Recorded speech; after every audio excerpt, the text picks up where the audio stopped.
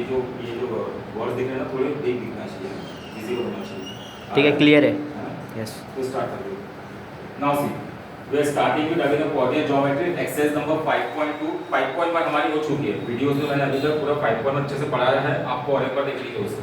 और मैंने इसके पहले प्रोबेबिलिटी का लिंक भेजा हुआ था, जिस जो बच्चे ने लेट ज्वाइन किया है या प्रोबेबिलिटी को जो अभी भी आए हुए हैं, तो प्रोबेबिलिटी का चैप्टर नंबर 1 से लेके चैप्टर नंबर वीडियो नंबर 1 से लेके वीडियो नंबर 7 तक पूरे लिंक्स भेजे मैंने, तो आपने प्रोबेबिलिटी वहां से स्टार्ट करा, डाउट से तो मुझसे पूछना।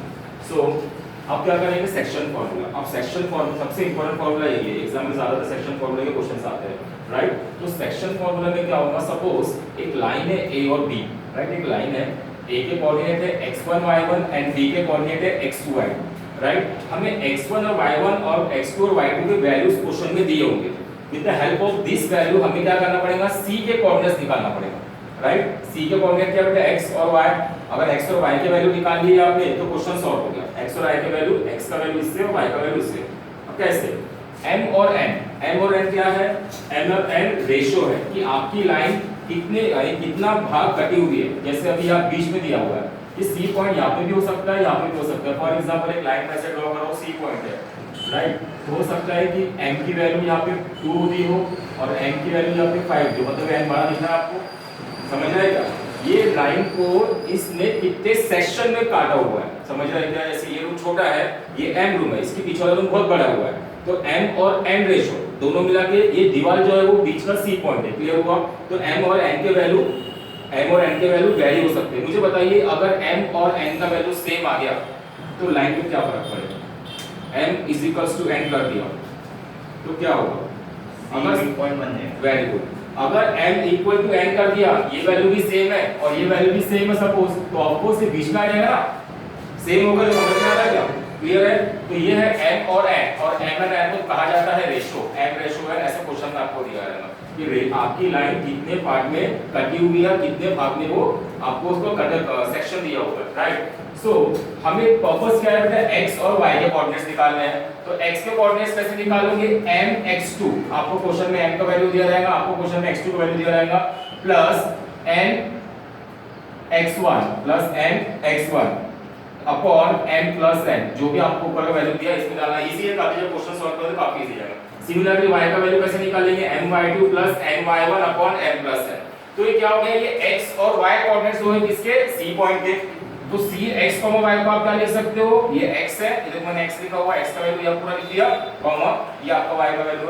समझाएगा सेक्शन फार्मूला, ये को समझाएंगे स्कूल में, डायरेक्ट आपको फार्मूला लिखेंगे और आंसर निकालने पड़ेंगे, राइट। ये समझा दिया।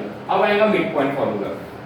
अब मिड पॉइंट फार्मूला में क्या होगा, फिर से ये दोनों, ये लाइन और ये लाइन में डिफरेंस ये है कि यहाँ पे C मिड पॉइंट पे है या नहीं पता नहीं। यहाँ पे C दिख रहा है हमें मिड पॉइंट पे, लेकिन ये C मिड पॉइंट पे नहीं है, क्योंकि m और n का वैल्यू अलग अलग है, तो C मिड पॉइंट पे रहेगा बेटा, नहीं रहेगा, राइट। यहाँ पर आप बिल्कुल बोल सकते हो कि P मिड पॉइंट पे है, P मिड पॉइंट है। अगर P मिड पॉइंट है तो m = n होगा, हाँ या ना। m और n के वैल्यू 1 1 ले सकते हैं अपन, है ना। तो m = n होगा ऑफ कोर्स। फिर से p x, y के कोऑर्डिनेट्स निकालने। क्वेश्चन में बोला ना फाइंड द मिड पॉइंट, ऐसा क्वेश्चन में दिया रहेगा तो ये फार्मूला, फाइंड द सेक्शन तो ये फार्मूला। तो मिड पॉइंट के लिए फिर से x का वैल्यू सिंपल है, x1 + y1 divide by 2, y का वैल्यू है y1 + y2 divide by 2, clear. ये दोनों को हमने यहां लिख दिए तो बन गया p के कोऑर्डिनेट्स। इजी है, नहीं समझा क्या, ओके। Now centroid. सेंट्रॉइड मतलब क्या हो रहा है, कोई भी चीज का सेंटर। सेंट्रॉइड मतलब क्या होगा, कोई भी चीज का सेंटर कैसे निकालेंगे। जैसे ट्रायंगल दिया हुआ है, अब ट्रायंगल का सेंटर सपोज मेरा ये है, क्लियर। ट्रायंगल का सेंटर ये है, अब मुझे इसके कोऑर्डिनेट चाहिए, g is the centroid of the triangle. ये g को क्या बोलेंगे आप, सेंट्रॉइड ऑफ द ट्रायंगल, जिसके कोऑर्डिनेट्स हमें फाइंड करने पड़ते हैं। अब ट्रायंगल के 3 वर्टाइसेस होते हैं, 1 2 एंड 3, राइट। तो a का कोऑर्डिनेट x1 y1, b का कोऑर्डिनेट x2 y2, c का कोऑर्डिनेट x3 y3। तो ये 3 कोऑर्डिनेट जो हमारे पास दिए गए ट्रायंगल में, तो आप g का वैल्यू आसानी से निकाल सकते हो। इस फार्मूले से g x कुछ नहीं है, x1 + x2 + x3 divide by 3, y1 + y2 + y3 divide by 3। अब यहाँ पे डिवाइड बाय 3 क्यों आया, क्योंकि ऊपर एवरेज निकालना आता है ना। ऊपर कितने हैं, 1 2 3 वर्ड्स है तो 3 आया। यहाँ पे देखिए 1 और 2 है तो 2 आया। अगर कभी कोई एग्जाम में कंफ्यूज हो रहा है कि 2 लिखना है कि 3 लिखना है, तो ऊपर कितने पैरामीटर्स दिए वो लिखना है, क्लियर हुआ। सेंट्रॉइड समझ में आ गया बेटा। तो this is called the centroid. Pause कर स्टार्टिंग में क्वेश्चन में देखिए ध्यान से, find the coordinate of point P, find the coordinate of point P if divides line segment joining the point. अब क्या हो रहा है, एक पॉइंट P है, वो क्या कर रहा है, एक लाइन सेगमेंट है A और B, जिसको वो क्या कर रहा है, डिवाइड कर रहा है। डिवाइड मतलब समझ रहा ना, भाग कर रहा है उसके वाले।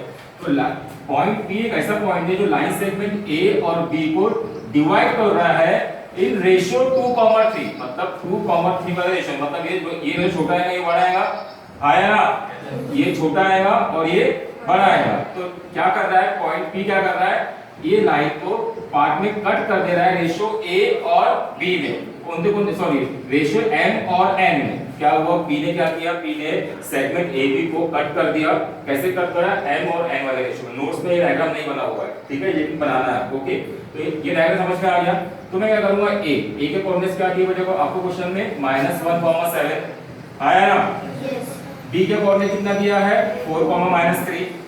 P के कोऑर्डिनेट्स निकालने आपको, फाइंड द पॉइंट्स P बोला है, कोऑर्डिनेट्स बोला है। पॉइंट P के कोऑर्डिनेट्स क्या है, x और y, P के कोऑर्डिनेट्स है, क्लियर। और लाइन को किस रेशियो में डिवाइड किया गया है, 2:3। तो m और n कहीं लिखा हुआ नहीं है, लेकिन जब भी रेशियो दिया रहा है ये समझना कि m और n के वैल्यू दिए हुए हैं। क्लियर हुआ। तो गिवन रेशियो 2:3 है, तो m का वैल्यू जो पहला साइड है वो हमेशा m रहेगा और दूसरा वाला साइड हमेशा m रहेगा, ये याद रखना। n मत करो, रॉन्ग हो जाएगा, right. Okay, so value of m is 2 and value of n is 3। Diagram समझ में आया। Starting point x1 y1, ending point x2 y2। So given क्या दिया है, m रेशियो n दिया हुआ है, क्या है आपका 2:3। सो m का वैल्यू कितना आ जाएगा बेटा, 2, और n का वैल्यू कितना आ गया, 3। x1 -1, y1 7, x2 4 and y2 -3। Given pattern क्या बोला है, to find coordinates of P। P के कोऑर्डिनेट्स क्या है, x and y, राइट। तो हम क्या करना है, कोऑर्डिनेट ऑफ P पॉइंट करना है, जिस x, y, इसलिए ये लिखा हुआ है। तो अब कैसे फाइंड करेंगे आप, अब यहाँ पे कहीं अप्लाई नहीं किया है बाय सेक्शन, भाई लिखा हुआ है कि सेक्शन फार्मूला, तो हम मिड पॉइंट से क्यों सोल्व नहीं करते। सेक्शन फार्मूला कहीं लिखा हुआ नहीं है, x और y से मिड पॉइंट फार्मूला से मिलते हैं, तो हम मिड पॉइंट फार्मूला यूज करके आंसर क्यों निकाल रहे हैं। Yes, very good, important point, ये रेशियो दिया हुआ है, पहचानना सिखा रहा हूं मैं। जब रेशियो दिया रहा तो सेक्शन फार्मूला, जब रेशियो नहीं दिया रहेगा तो मिड पॉइंट फार्मूला यूज करोगे। क्लियर हुआ। वो क्वेश्चन जस्टिफाई करे या ना करे, सेक्शन से करना है कि मिड पॉइंट से करना है। ये जस्टिफाई नहीं भी किया तो आपको क्वेश्चन देख के पहचानना है कि कौन से फार्मूले से हमको करना है। तो आपको सेक्शन फार्मूले से हम करेंगे। तो सेक्शन फार्मूला क्या होता है, लर्न हो गया फार्मूला। तो Px, y mx2 nx1 n + n, ये x होता है, और my2 ny1 n + 1, ये क्या होता है बेटा, y होता है। क्लियर हो गया। ये अच्छे से लेना आपको। Just what we have to do, we have to substitute the value. Now see what is the value of m। देखो n का वैल्यू कितना है, 2। तो हमने n की जगह क्या लिखना है, यहाँ पे 2 मल्टीप्लाई में x2 के साथ में, मल्टीप्लाई में है ना, तो ये मल्टीप्लाई और x2 का वैल्यू कितना है चेक करो, 4। x2 का वैल्यू कितना है, 4। ये मत लिखिएगा, तो 4 आ गया। Plus what is the value of n, 3। What is the value of x1, -1। दिख रहा है। वैल्यू सब्स्टिट्यूट कर सकते हैं पक्का। सिमिलरली ये वैल्यू सब्स्टिट्यूट कर सकते हैं, सब दिए हुए वैल्यू कि बताओ कैसे करना है। ओके, तो हमने यहाँ पे वैल्यू को सब्स्टिट्यूट कर दिए। 2 × 4 कितना हुआ, 8। ये प्लस है तो ये माइनस क्यों आया, 3 × -1 क्या होगा, -3, तो -3 हो गया। अपॉन 2 + 3 कितना हुआ, 5। तो 1 - 3 कितना होता है बेटा, 5/5। आंसर कितना आया, 1। इधर साइड आ जाइए। 2 × -3 कितना हुआ, प्लस 3 × 7 कितना हुआ, 21। 2 + 5, 2 + 3 is 5. 21 - 6 is 15. 15/5 is 3. तो coordinate of point x, y is 1, 3। समझा क्या बेटा।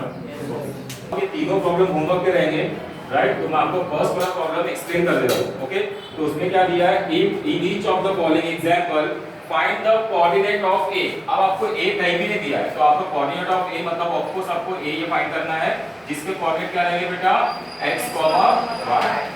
अब क्या बोला है, और p आपका यहाँ पे आएगा and q will be your p, this will be -3,7 and q will be 1, -4।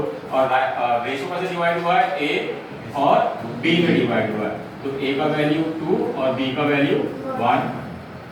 Now can you find the value of x और y। कर सकते हो बेटा, कर लोगे। तो दिस इज होमवर्क एंड इसके साथ जो नीचे दिए हुए हैं दो प्रॉब्लम्स वो भी होमवर्क करेंगे। Okay okay so P starting point and Q ending point. P starting point and Q ending point. A divides the line segment. Question में आपको दिया है A नहीं दिया है, तो ऑफ कोर्स आपको A के कोऑर्डिनेट फाइंड करने हैं, दैट इज A के कोऑर्डिनेट आपके x, y रहेंगे। क्लियर? एंड A रेशियो भी कितना दिया है 2:1, मतलब ये आपके रेशियोज है, this will be A and this will be B। Value of A is 2 and value of B is 1। Okay समझ रहे हैं आप? राइट, तो सिंपल है, अगर P ये आपको दिया हुआ है, आपको निकालना है x, y, तो आपको A रेशियो B दिया है 2:1, सो A का वैल्यू आपका रहेगा 2 and B is equals to 1। What is the value of x1? ये आपका x1 and this is y1 and this is x2 and this is y2। तो वैल्यू ऑफ x1 कितना रहेगा बेटा -3। ध्यान दो अभी का, इसके बाद वाला आपको खुद को करना है, नहीं समझेगा पता था कुछ कोई दिक्कत नहीं है। राइट, x1 का वैल्यू -3 एंड y1 का वैल्यू कितना है 7। समझ में आया क्या? x1 -3 y1 7। अब यहाँ पे आएंगे x2 का वैल्यू कितना है 1, बोलते जाओ, एंड y2 -4। क्या फाइंड करेंगे? बोलो क्या फाइंड करना है? A x, y फाइंड करना है। Clear? So by using what? By using bisection formula. What will the section formula? A क्या है आपका x, y। क्या रहेगा हमारा सेक्शन फॉर्मूला में, जल्दी बताओ। यस, A बोलो ax2, very good, plus b x1, b x1 upon a plus b, very good. उसके बाद कॉमा बोलो a y2, yes, b y1 upon a plus b। Clear? So this will become, what is the value of a? What is the value of a? 2. So this will become 2 multiplied by, yes, tell me.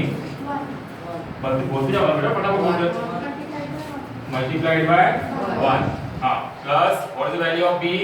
1 multiplied by -3. What is the value of x1?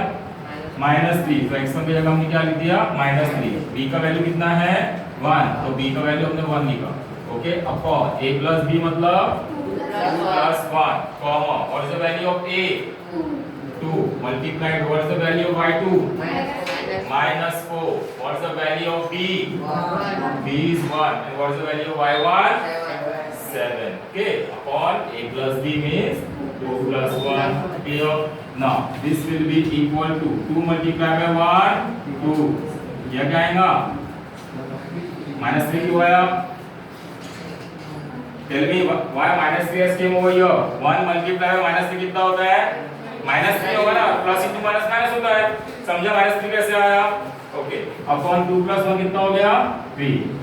Right, 2 into -4 -8 plus 7। अरे और जल्दी और पूरा late आना बेटा। Yes, ये कितना हो गया 2 इंटू -4 कितना हो गया -8। क्लियर? या माइनस क्यों नहीं आया? बोलो आंसर दो स्टीवन। ये प्लस ही है तो प्लस ही आएगा ना, ऑफ कोर्स यार। 1 into 7 is 7 and 2 plus 1 is 3 which is equal to 2 minus 3 कितना होता है? 2 minus 3 कितना होता है? -1 upon 3। yes, ये कितना होता है? -8 plus 7 -8 plus 7 कितना होगा? -1 upon 8। तो आपसे a, x, y के कोऑर्डिनेट ऐसा कहते हैं। the coordinate of point A is -1 upon 3 and -1 upon 3। ये अपना answer. Find the ratio in which, क्या बोला है? फाइंड द रेशियो बोला है। अब इसके पहले क्या पूछा था क्वेश्चन में? Find the coordinates. हम लोग b के कोऑर्डिनेट्स पूछा था। अभी आपको क्या बोला है? फाइंड द रेशियो, मतलब m निकालना। Right, find the ratio in which point T divides। कौन डिवाइड कर रहा है बेटा?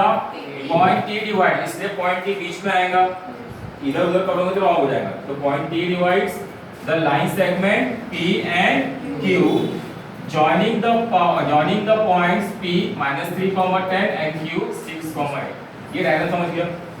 ओके, अब क्या करना है, पर्पस क्या है, we have to find the value of m and n।